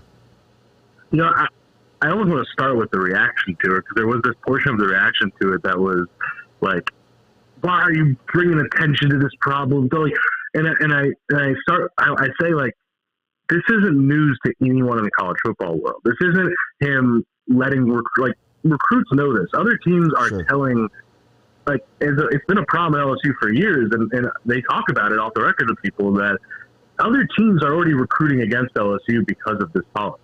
That is already a thing in motion. So this isn't news that tweet isn't gonna hurt anything, I don't think, anymore than it already is happening. That LSU has a drug policy. Like you said, it goes back to Tyrann Mathieu getting kicked out of school and so many LSU players in recent years, from Michael Divinity to Sadiq Charles, having consistent suspension issues. And this is not my opinion. Like we said, this is not my opinion on saying like whether or not, these guys were breaking rules all the time. So there's like different debates you can have there, but still there's just a not documented because it's very sketchy, but well-known thing that LSU kind of is more strict about this and actually punishes players for it more than a lot of other places. And that is a well-known thing. And I think it's something that LSU has wrestled with in recruiting that, offensive tackles, or for example, there are teams recruiting against them saying, hey, look what happened to Sadiq Charles and Dare Rosenthal, as talented as they are. Don't send your tackle kid there. So it's a problem that LSU wants. Probably, a lot of people there probably want dressed as well. So it's a really tricky situation there. Look, I know that is a minefield in trying to navigate as far as answering a question along that, but when you see somebody like Charles putting that out there, and we reacted to it here on this platform, just saying that LSU has to, they can't be, there's no way that they can be surprised in the reaction that they're seeing from the public. But now when you see, part of the alumni saying it publicly, it really has to start hitting home, because you're right. I mean, the amount that they are undercut in recruiting, both in the living room and through messaging on this, is daily. I mean, it's routine in the way that schools recruit against LSU with this policy. Another policy that's going into action is NIL, and it looks like some schools are really trying to get out in front of this, most notably Texas, and it looks like they have made a mark on Arch Manning with what it could look like with NIL stuff paired along what it could be on the field with Steve Sarkisian calling plays. Have you heard anything jump off in the first week and a half here now that NIL is in play with college football? Any stories that pop to you? I'm going to be honest, and then I'm sorry I'm a bad guess. I don't have anything quite like that, just because, I'm not familiar with the Arch Manning Texas situation, but I haven't heard anything crazy like that. And my thing with this I think it's going to be a huge recruiting tool. I think being able to prove that you can help players get good deals is obviously going to be a big thing. But in terms of the story, it was a massive, massive story for the first week. But I really think in the grand scheme, it's going to be something that kind of goes away eventually in terms of how much it's in our face. I think it's something that, I can tell you, like, I don't think readers care that much. You know what I mean? And I think at the end of the day, like, how often are we really tracking, the shoe deal that an NBA player gets, all the time, or things like that. So that's my grumpy answer, but I think it's something that is a huge deal for the rights of players and things like that. But I also think it's something that eventually will kind of like go away as a thing we talk about all the time. Brody, as we said, there is a great write-up on The Athletic that you have authored about Cam Wire. What do you have in the works? What are you working on here with SEC Media Days on the horizon? Yeah, I think there's going to be, there's going to be a lot on the quarterback battle and things like that, and a lot going on. The Manning Passing Academy is also this weekend, so there's going to be a piece on just kind of like what it's like to be a quarterback in 2021, where you guys are all competing with each other and then replacing each other in transfers and all that kind of stuff. But also there's going to be something to watch out for either tomorrow or Thursday on. LSU did a very large racial racial climate survey after George Floyd and basically poured a ton of resources into diversity and inclusion. And you can see it in the football staff and throughout. So I have a story kind of looking at the past year as LSU is trying to reckon with some of these racial issues in the university. So look to that. Looking forward to catching up in Birmingham on Monday, man. Have a safe travel over, and we'll see you there. Thanks for the time this morning. Drink on me, man. Take care. Absolutely. There he is, Brody Miller, checking in this morning from The Athletic. We encourage you to get over there and make sure and get subscribed before the football season, as they have great content. And we will highlight a lot of that here on the Jordy Culotta Show. But if you're looking for that directly, stop in and make sure you're following Brody on Twitter, at Brody A. Miller, and that you are subscribed over at The Athletic, where you can keep up with all the news that he puts out there, like the latest piece. How much is it? On CamWire. The subscription. It's like a monthly deal? Yeah, it's a monthly deal. But you can also pay for it and get a kind of a discounted rate if you go for the annual. The annual membership. You feel so much smarter after you read The Athletic. It just gives you, like, just like, yeah. I know everything. Yeah, and it's especially because it's like a subscription service. It's like you know things that other people don't because they can't get the information. Inside feel. It really is. But like Bruce Feldman, who's very well connected to LSU's program, very well connected to Ed Ogeron, will be is one of the talents over at The Athletic that usually has very really good insight on LSU's football program. But people like Brody and it's just great reading material if you're into finding your content and getting your news that way. I would encourage you to get over to The Athletic and subscribe, especially before football season, if you're looking for that type of content, because it'll be tremendous. Looking forward to catching up with Quency Wiggins here in a couple of minutes, as Wiggins will stop by, and lots to get to with Wiggins, as our conversation will be here at 8:30 with Big Q, as he has had a very eventful summer and off season here, heading into his fall. And we were talking about whose schedule were we talking about? Woodlawn's schedule and Ricky Collins. Yes, they play everybody. They play Jesuit. Man. They play Catholic High. They play Warren Monroe. Easton. They play West Monroe. Zachary. They play Madison Prep. They play Quency Wiggins. Madison Prep has a similar schedule. They play Carr in week 2. I think that we should probably load up as a show and probably go watch that game. Yeah. As that will be as good of a high school football game as our state could offer. Where is it? I think it is in New Orleans, which, if nothing else, if you've never seen a Carr home game and the way that they enter the field. Have you ever seen this? You can pull it up on the internet right now if you just watch Carr's entrance, where the band is behind them.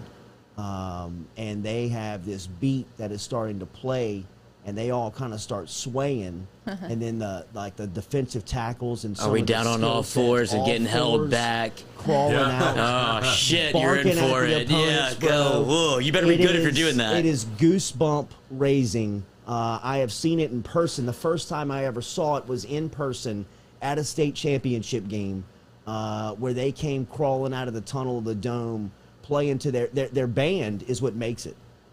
Carr's band has to be, if not one of the best bands in the state. Their presence. Are you on that, Noah? You see that? You have to hear it too. Wait, but they have the band not in the stands. They have the band behind them? No, the band is in the stands. Oh, okay. I thought they were with them, dude. I was like, oh, my God. My experience was that the band was behind them in the dome where they were running out. Oh, but okay. now I've heard, like, at their home games, they're based, in the where they would be normally. So, like, kind of like behind their bench. Why wouldn't you, like, line them up around them and No, let that'd them be cool. fire off behind Bro, you? J.J. just watch Pickett it. said they You're play not Coming making- to America. You're not making any suggestions after you They watch got how it. they do it.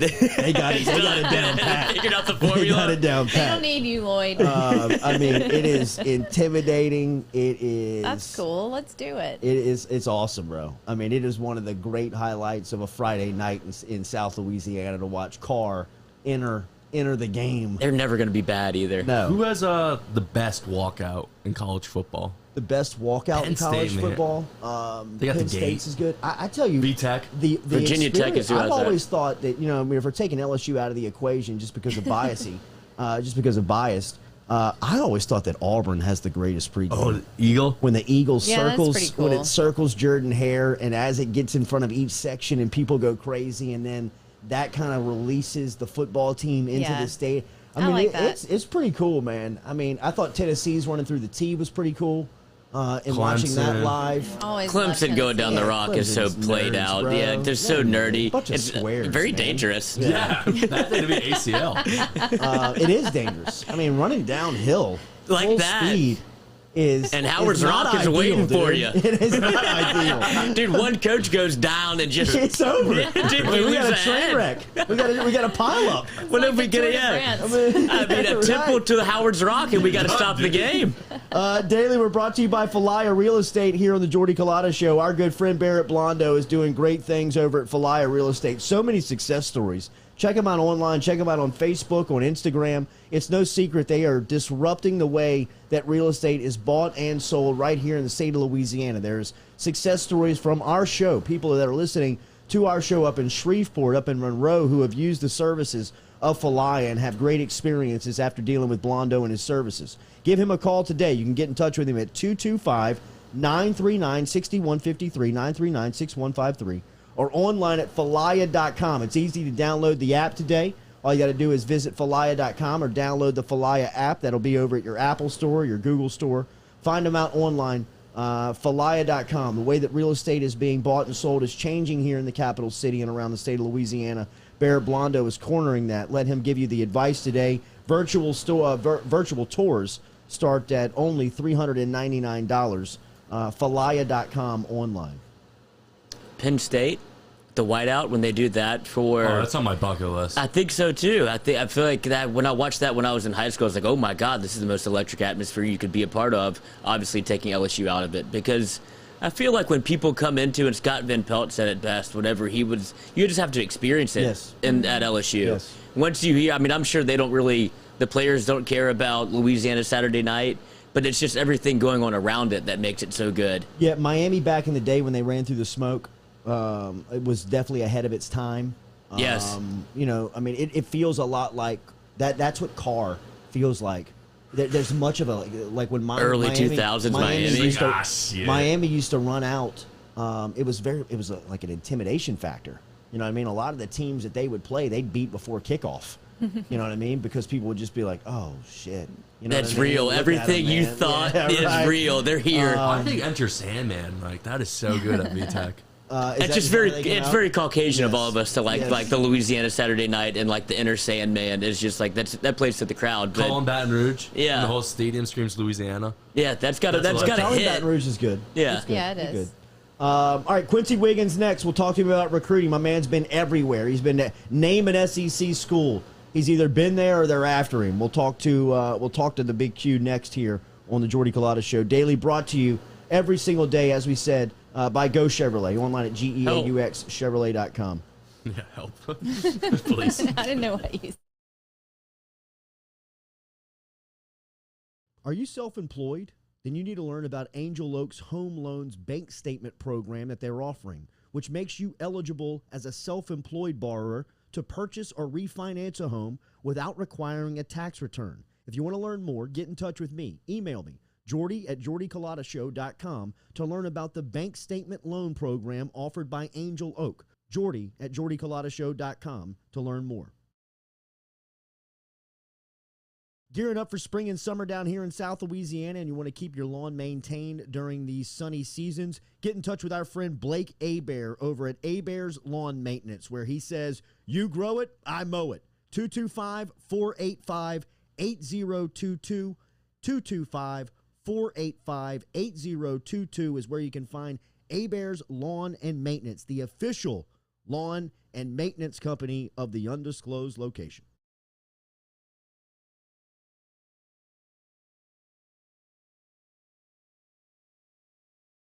Go Chevrolet is proud to announce Go Express Auto Sales, the new used car lot located in the capital city of Baton Rouge, Louisiana, at 11522 Florida Boulevard. Go Express Auto Sales is online at goexpressautosales.com, or you can search them on Facebook and social media at Go Express Auto Sales, the newest addition to the family of Go Chevrolet. Remember, Go Chevrolet is located down in LaPlace, Louisiana, but now welcoming aboard Go Express, the new used car lot located in Baton Rouge, Louisiana at 11522 Florida Boulevard.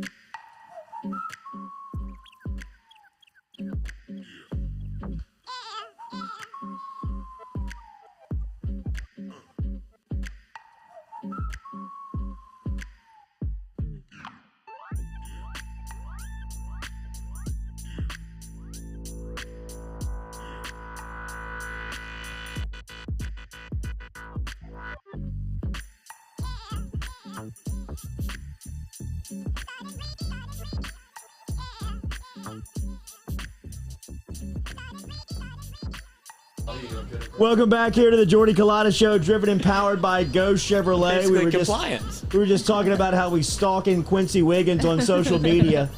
My man was working out last night. He's been everywhere, bro. He is in my opinion, he's the number one defensive end in the country.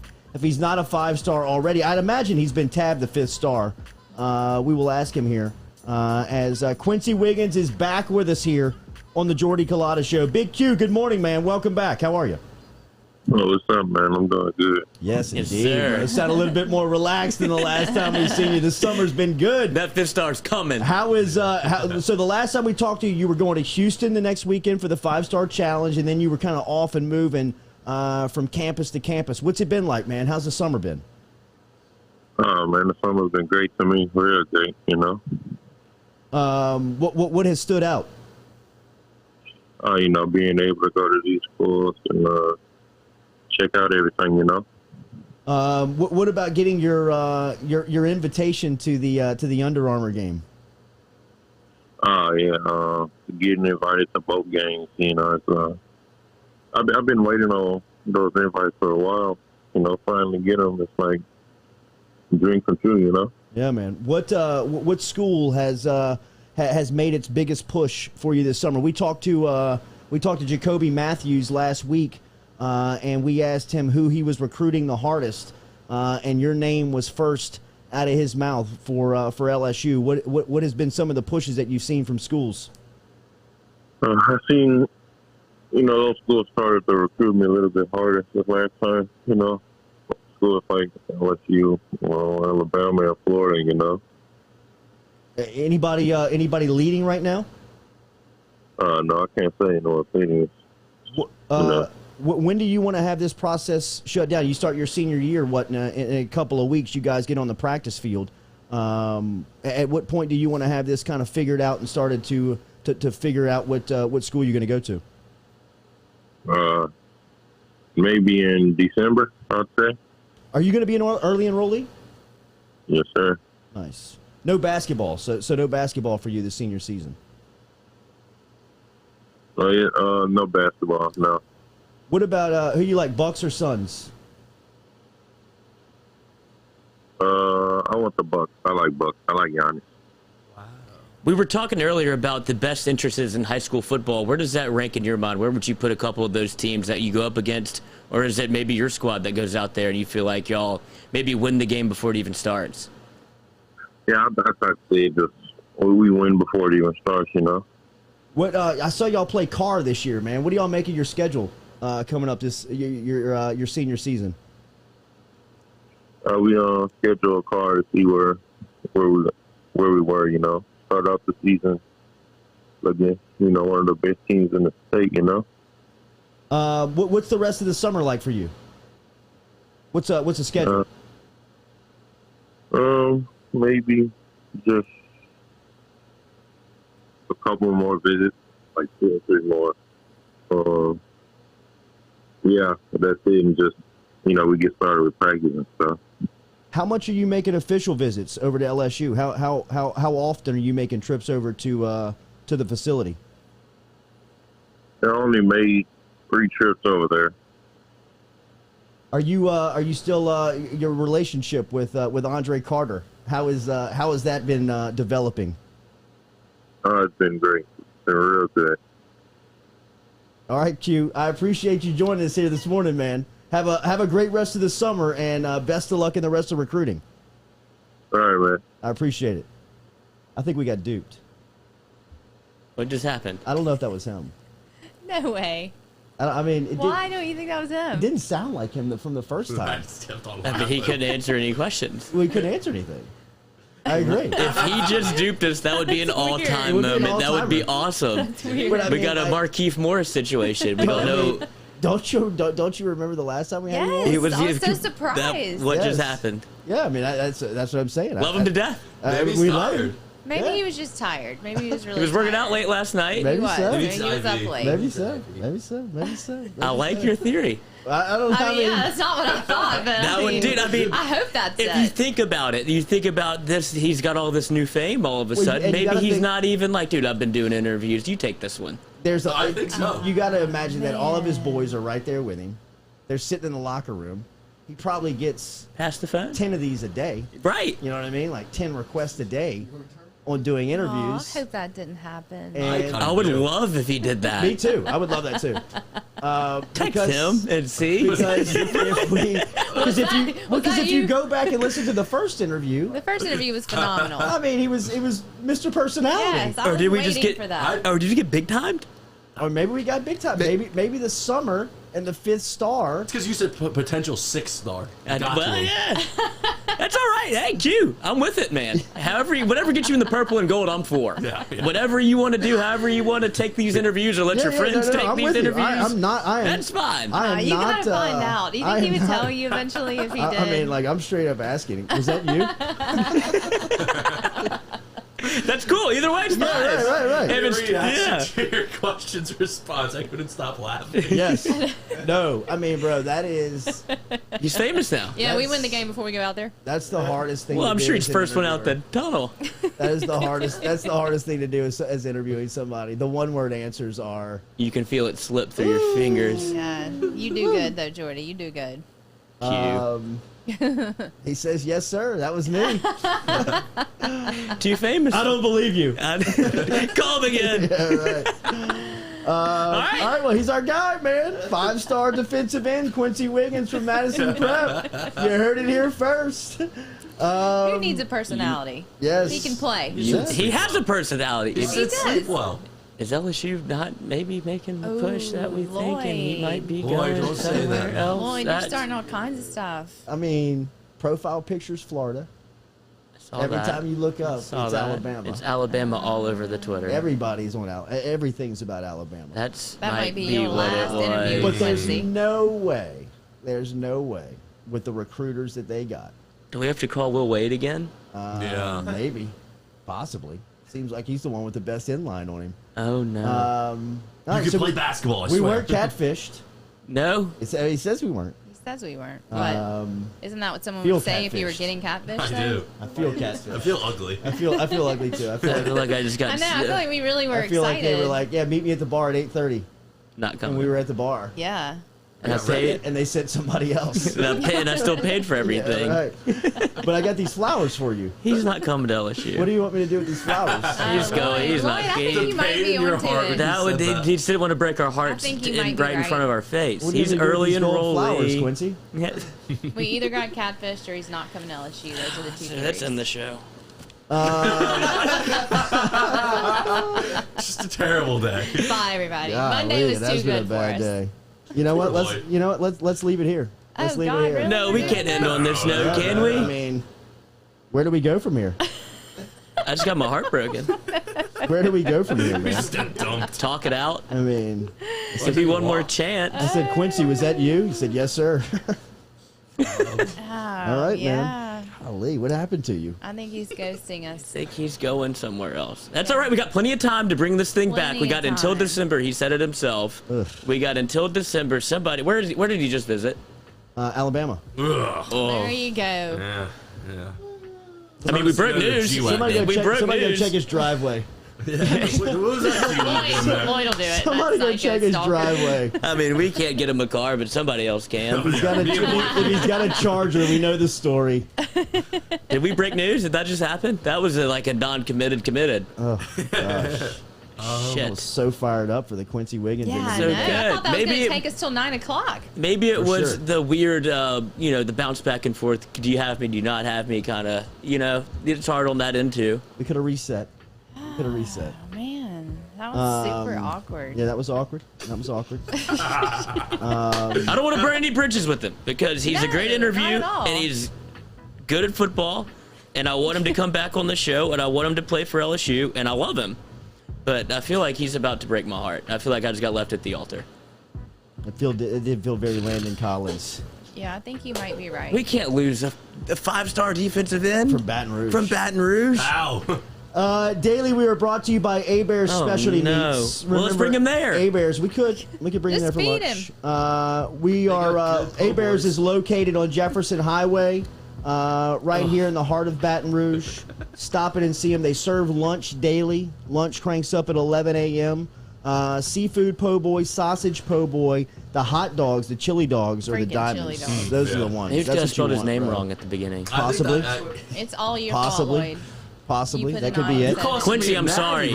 A-Bears is also located in Prairieville. Remember, check out what they have in the freezer, like the stuffed, the deboned stuffed chickens. They also have steaks and hamburgers and great selections for you to choose from to bring home and barbecue and get the family fed. A-Bears Specialty Meats, located in Baton Rouge and in Prairieville, all over social media. If you see me moving around the city, stop and ask me for a gift card. Odds are I got a pocket full of them. Want to get you in there for lunch. While you wait on lunch, shop the freezers. A-Bears Specialty Meats, as you can find them online. ABearsSpecialtyMeats.com. Sounds so sad about and it. on social media. Yeah, it was a punch to the gut. Sad about the meat. You're sad It about was the meat. it was a punch to the gut.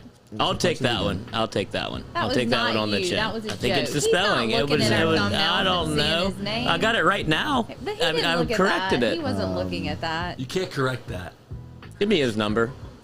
No way. I can make this right. Oh, yeah? I can make this. I have a What would you $25 do? meat gift What card. would you do? Pretend we're Quincy. What would you do to So make give him this a po' right? boy. I would. I mean, I just said it. I would. Movie yeah, but let's go Lloyd, play I'm basketball. Let's go. What does Quincy? What do you want to do? What does Quincy want to do? You can dunk on Noah. It's Yeah, happened. yeah, it's happened before. It's happened plenty of times. I just need to talk to him. It's my fault. I'll take this one. Today's show has been not Totally that not great, your and I'll fault. take all of that on the chin. But Quincy, do not let this spoil you on LSU. I'll be Patrick Henry back. said I'm that not going to someone who quit. is quite experienced with being dumped over the phone. That was definitely the voice. What happened? That was a breakup voice. It kind of was. I mean, that was definitely a breakup voice. We should It be more really concerned. It was. wasn't about the show. It might be about the football. Is everything okay? That's what I wanted to ask. And usually when Is you it ask me? that question, that's usually That's the breaking that's point. where we go in. Well, now that you've asked. Yes, I actually have a lot on my Yes. mind. Yes. It's not you, it's me. No, it's I would have me. been okay with that, Quincy. With the "it's not you, it's me." It's me. I need an explanation. We'll talk to him. I need to know what's going on. Yikes. Golly, Does that did A-Bear feel like a ship? breakup. Someone's voice. asking. Yes. Yes. It's all replaying. Yeah, that was the breakup voice. Even the start of the conversation of "I can't hear you," kind of like, you know what I mean? Are you Like, there? maybe he didn't want to answer at Yeah, all. Right. I can't hear you.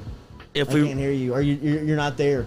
Lloyd, You're you're breaking up. stalking him, so go figure this out. the Florida thing that you bring that up, he looked real cool in the uniform. He does look great in that Florida uniform. But ours, we got all whites. We can bring those things back. Florida's not the threat though. Alabama's yeah, the It's threat. Nikki. It's Nikki. Nikki knows. the girl you're always worried about. Nikki knows. The amount of Nikki chargers knows what that guy sells is Nikki, unreal. Nikki knows what Quincy means to LSU. He does it every time. He does it every time. Quincy, don't do it, dude. You don't have to. Sounds like he's already done it, bro. Sounds December like- is a long way sounds like away. it's If he's done is still done. listening, he's blocking us on everything right now. We sound so psychotic. Well, I'm psycho texting him. Was that you? Can we bring you to lunch? He is like blocking everything. You like chili dogs? Anything? You name it. Seafood po' boy? Seafood po' boy. Just name it, Q. Lloyd doesn't have to come. Quency. Lloyd doesn't eat lunch anyway. I'll leave Lloyd at the studio, I promise. Yeah. Live here. Noah can produce the show the next time you come on. Please. Maybe just come in person. That'd be great. Oh my I goodness. mean, that just threw a wrench in everything. Yeah, that was weird. It was weird. That was weird. That was weird. Yeah, just got publicly broken up with on the internet. Yeah. They should be nervous. If you're an LSU fan, that's one of the oddest ways to break news, maybe. I mean, that was a non-committal committal, right? I can't even remember. Yeah, what but it's he the said. opposite of when Chaz comes on. He's like, "I'm all All right, LSU," y'all or are Jacoby really- Matthews, y'all are reading all a little too LSU. much That into was he didn't want to answer the phone. Yeah, I'm so fogged up. I'm about to hop in my car All right, and go, what do we have to coming Madison up Prep. tonight? I'm about to be Bucks and the Suns? psycho. Trying to ask him about high school football. Bring Hey, it coach, back is to Quincy here? Let's move Nah, on. you just missed him. It's in Alabama. Just left. You didn't see his Charger moving down Florida Boulevard? Name, image, likeness. Okay, we can get him a Jordy, car. I think you and I, The mean one, you and I too. called the Bucks, right? We picked Bucks. Yes. Y'all were Suns. Suns. Are we gonna put anything on this now that we're in the game? I'll- What's tonight? Game. I'll game pick the 4? Bucks with Quincy now. I will change Nah. my squad. No. Golly, I even asked him about that. You did ask him about that. I mean, you I asked was him throwing about everything. you could think of. I was throwing everything. That was great. Bucks or Suns? Bucks. So are we half? But what do you know? Bucks Bama. or Suns? No, it was Bucks or Suns, Quincy. Bucks or, Bama? Y'all say Bama? Bucks or Suns? Roll Tide? No, man. No. I don't. Dear, bro, what? I cannot get y'all off of this. So How should we just end it? I mean, When's the last time we interviewed him? How long ago was that? It was Y'all the are psycho. Y'all day think before. girls are crazy. It was Shush. the day before he left for the 5-star challenge. It was really right before he launched. We were like his first interview. We were. That's what hurts the most. We were the first. That's what hurts the most. That Jeez. we were the first, and now he's experienced the crowd and came back. I And felt like we forgot were us. good though. He forgot us. One, help. I have One, more please help tricks. me. Dim those lights a little bit. Noah. Make it a little darker in here. We can't talk. That's 100% what just happened. Yeah, no He- doubt. No doubt. Oh Jesus! Are y'all serious? Darker, Noah. We got to get real Make freaky. the blue light. We got to get Bring the real blue freaky, light bro. He's gone. Quincy, come back for God's sake. Y'all are insane. Have a good Tuesday. We'll be back with you on Really? Wednesday. That's it? Yeah, hopefully we're back. Yeah, man. Yeah. Get him a spark. You can pick that thing up and curl it. Yeah, right. What All are we right. going to talk about tomorrow? Not Quincy Wiggins. Quincy Wiggins. Absolutely, we're talking What's about Quincy coming up? Wiggins. What's coming up tonight that we're watching for real? Bucks and Suns. Anything else? The pro am thing, or is that this weekend? All-Star Baseball. Andrew Messina, what hurts the most with being God. so close. It really was. does, though. It really does. All right, I'm God, I done. thought we were there. I mean, we were asking him what Can't number he pull was going to y'all wear at out of LSU. What did he say? He probably didn't answer. No, he didn't Still answer. texting him? 7. No, he hadn't Get answered. 7. I'll give you 7. He hadn't answered. I don't even know who y'all are anymore. Like I'm the A girl. I'm the heartbroken girl man. in the room. What has happened? The roles are reversing here. So good. Got to Just get him like back. LSU football so much. We got to get him Oh, back. It's a Will Wade call now. Jordy's not going down on this. He's getting him back on here. You're gonna redo this, aren't you? So it's been Yes. 2 weeks since we've had him on. A lot's happened, and No, there's it's been longer than Oh, that. way longer than 2 it's weeks. been 2 longer than weeks? that. A month? It's been longer than that. Yeah, it's been a month. For sure, yeah. I mean, I think about it every day. Think about this every day. This, Think about how we lost him every day. oh, All right. Enjoy your Tuesday. We'll be back with you tomorrow morning at 7 a.m. Will we? I don't know. you see Quincy, tell him don't do anything rash. Lloyd's coming. Gears in the mail. Gears in the mail. We're on our way to Madison Prep. We're going to the game. Yes. All right. See y'all tomorrow. Bucks or Suns. That got bad. Bucks or Suns. What it call you? The How funniest thing how about desperate Yeah, that were we? was- that's that was exactly it. desperate. The How funniest thing desperate was were we? when you compare it to like a first date or like a blind date, and you're like, all right, the first 4 questions that are actually good questions Yes. didn't go great. So then you just look around the room and you're like, You're like, what's "So?" going on in the world? Yes. Like, do you have an opinion on anything? Yeah, I think right. you asked him about his summer like 3 times. What's your stance on earthquakes, Quincy? Aliens. Terrifying. Does a straw have 2 holes or one? Yes. Did you hear the story about the aliens that crashed in Clinton? Are you in on that? Is the Kool-Aid man the juice or the container? That's right. We didn't talk about that. That's right. You totally should have asked. Juice or container? Quincy, who you got? Who you got? You Who you forgot got? one thing. The callback would be very aggressive right now. It would be very aggressive. I mean- with the amount of unanswered texts that I have opened, that I have my out there right God. now, the call would be stage 5 clinger. How many That texts would did you be just send? Y'all are past that. Three. Three. Jordy's a Y'all are 3 stage, like, texter. 10 Keep it in your clinger. pants. I'm a 3 texter. I can't, man. I can't. Sit fire one off from the MacBook. Oh, sorry. I didn't know that this went through. Man, I didn't know that this is what got y'all. I mean, Recruits? Recruiting This is is the what hits y'all. lifeblood This is what of gets y'all Louisiana. No, it's, of all the things, this It's- is what gets y'all emotional. it's the key ingredient. Jesus. Have a good Tuesday. We'll be back with you tomorrow morning, Oh my hopefully at 7 God. a.m. Go Thanks, everybody. Chevrolet. Dog just died. Everything will be different tomorrow. Love you guys. Love you, Quincy.